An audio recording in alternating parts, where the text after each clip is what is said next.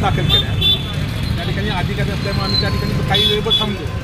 परंतु 22 तारखेला दिवाळी सुट्टी असताना लक्ष्मी लागली त्या ठिकाणी कराड तहसीलदारांनी येऊन त्या ठिकाणी शासकीय कामात व्यत्यय आणला म्हणून आमच्यावर फौजदार दाखल करतात.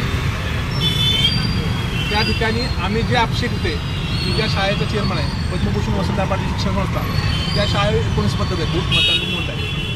त्या ठिकाणी रहमतपूरमध्ये एक मंदिर आहे की जे मंदिर 10 बाय 10 आहे. त्या मंदिरावर 20 मतं आहेत.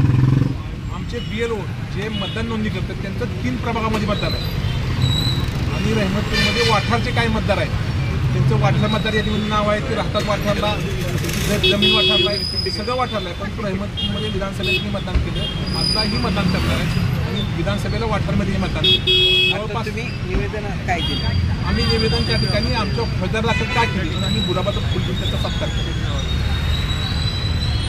म्हणजे तुम्ही मतदानाच्या दुबार नोंदणीवर आक्षेप घेतला. दुबार नोंदणी असेल बोगस असेल शाळेवर कोण राहिलं नसताना 19 मताची नोंद आहे. एका मंदिरामध्ये 20 मताची नोंद आहे. एका घरामध्ये 45 मतं नोंद आहे सगळ्या जाती धर्माची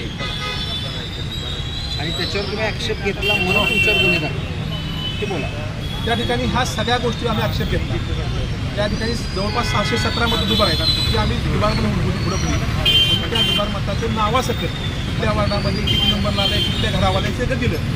ह्या सगळ्या दिल्यानंतर त्यांनी कामात व्यत्यय आणला म्हणून आमच्या फौजदार दाखल निवेदन दिले. परंतु त्या ठिकाणी न्यायिक मार्गाने आमचा लढा सुरू असेल आंदोलन सुरू असेल.